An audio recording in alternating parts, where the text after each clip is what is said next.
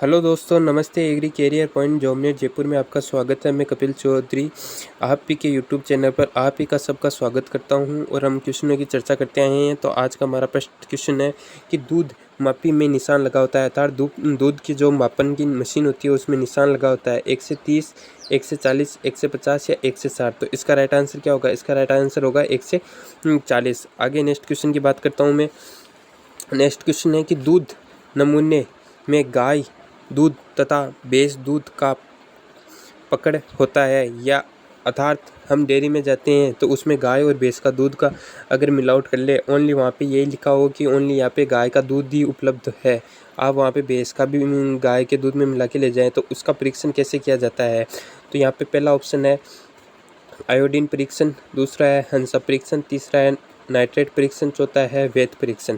तो इसका परीक्षण का टेस्ट होता है तो इसका होता है हंसा परीक्षण होता है। इससे आपका दूध का पता चल जाता है कि गाय का है या भैंस का है, या गाय भैंस दोनों का मिलावट है, तो इससे पता चल जाता है। इसके बाद में हम बात करते हैं कि आयोडीन परीक्षण है। तो आयोडीन परीक्षण किसके काम में आता है? तो आयोडीन परीक्षण होता है, वो होता है कि दूध में अगर स्टार्च की मात्रा पाई जाए, स्टार्च हो, अगर स्टार्च का पता करना है, दूध में स्टार्च के पता, तो वो आयोडीन परीक्षण से किया जाता है।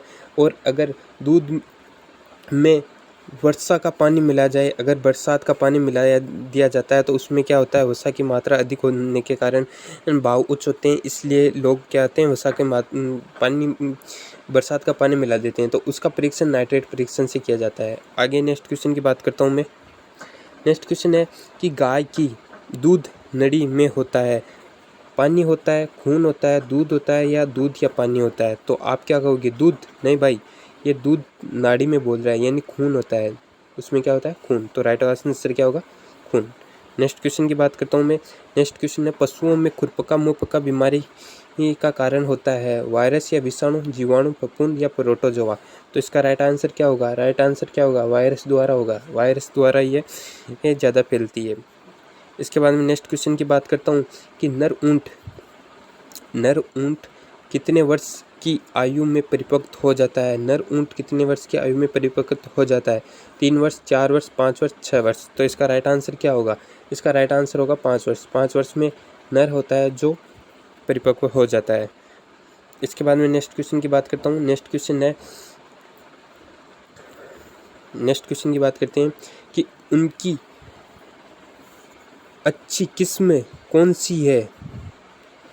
भेड़ से प्राप्त हो जाती है, ऊन की है, सॉरी यहाँ पे आप लिख दिए ऊन की नहीं है, मैंने ये देखा नहीं।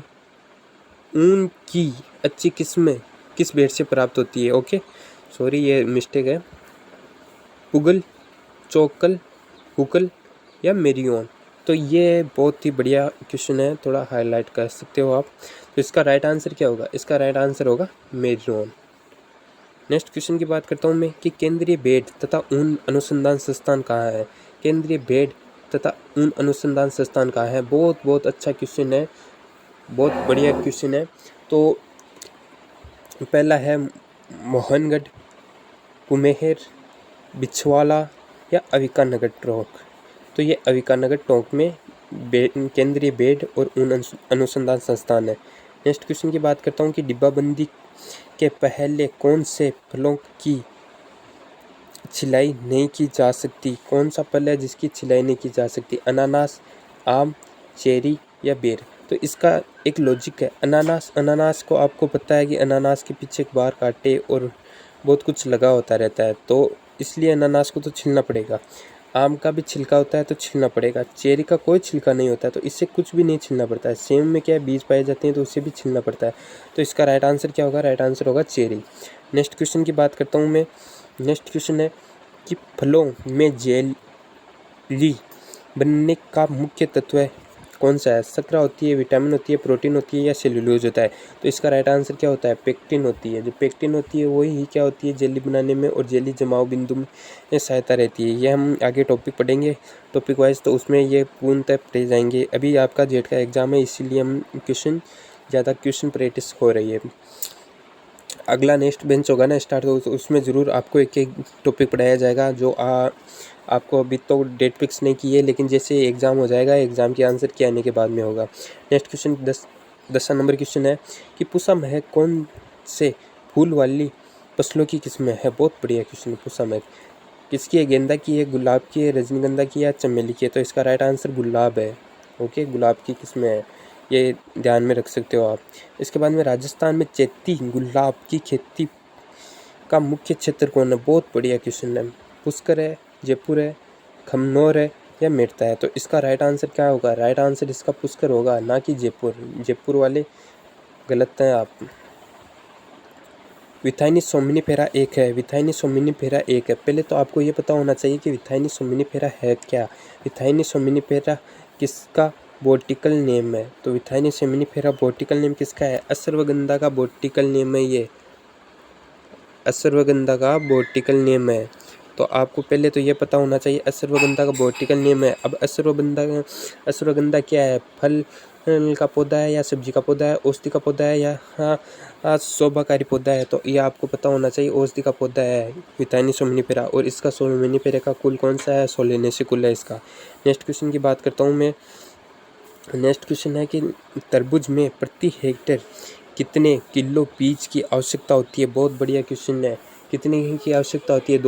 2 से 3 की होती है, या 5 से 6 की होती है, या 3 से 4 की होती है, या 0.5 की होती है? तो इसका राइट आंसर क्या होगा? इसका राइट आंसर होगा 5 से 6। 5 से 6। नेक्स्ट क्वेश्चन की बात करता हूँ कि आयरन की कमी से होने वाला रोग, आयरन की कमी से होने वाला रोग एनीमिया, गेंगा या ऑस्टोमलेशिया या स्कर्वी रोग। तो इसका आपको पता है कि स्कर्वी रोग किसके कारण होता है? मुझे कमेंट करके ज़रूर बताएं। सिंपल सा है। इसके बाद में इससे होने वाला है जो आयरन की कमी से होता है वो एनीमिया रोग होता है, नोट कर लीजिए। और इसके बाद में नेक्स्ट क्वेश्चन है क्वेश्चन नंबर 15, सुषुप्ता अवस्था तोड़ने के लिए जिम्मेदार हार्मोन कौन सा है? सुषुप्ता अवस्था तोड़ने के लिए जिम्मेदार हार्मोन कौन सा है? बहुत बढ़िया क्वेश्चन है। कौन सा है? जिब्रेलिन है, एप्सिसिन है, या इथाइलिन है, या ऑक्सिन है? तो इसका राइट आंसर क्या होगा? राइट आंसर होगा जिब्रेलिन। जिब्रेलिन सुषुप्ता अवस्था तोड़ देती है किसी की। सरसों की प्रथम संकर किस्म कौन सी है? बहुत बढ़िया इंपॉर्टेंट क्वेश्चन है। इस पे आप स्टार लगा लीजिए, मेरी तरफ से 2 स्टार है। आपको परीक्षा में होती हुई क्वेश्चन देखने को मिल सकता है। तो इसका ऑप्शन पहला है पुष्सा जय किसान, NRCBH 506, NRCHB 101 या T59। तो इसका क्या है? पूछ रहा है कि संकर की प्रथम संकर किस्म। तो इसका राइट आंसर क्या होगा? पुष्सा जय किसान। नहीं भाई, पुष्सा जय किसान नहीं होगा। क्यों नहीं होगा? क्योंकि पुष्सा जय किसान एक बायोटेक्नोलॉजी है, अर्थात जैव प्रौद्योगिकी के द्वारा खोजी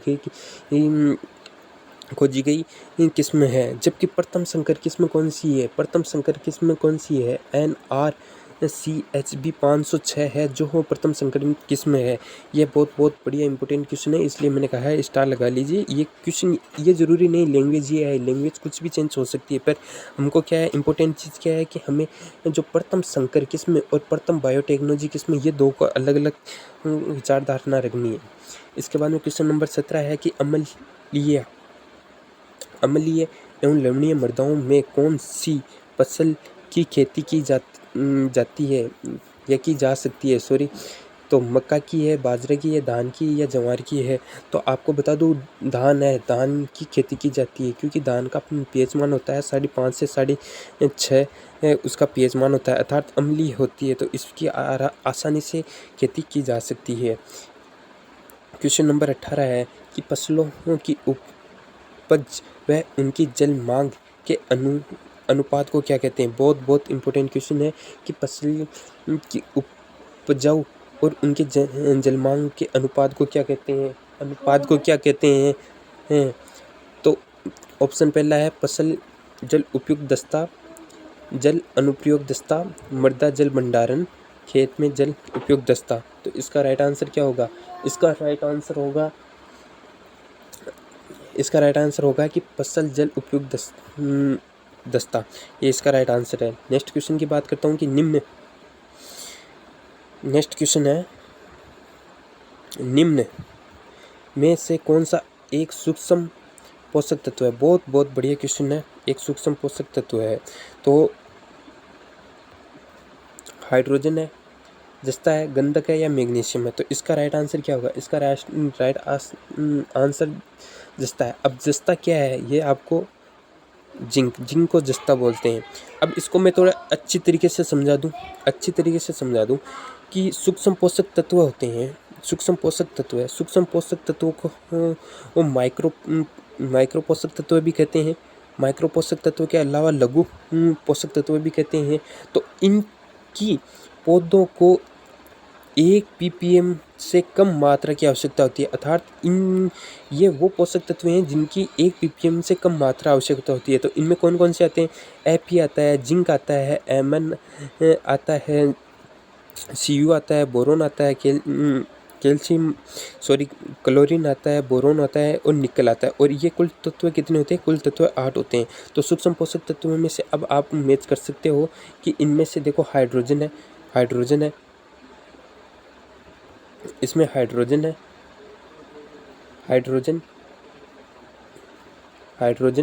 तो हाइड्रोजन उसमें नहीं था।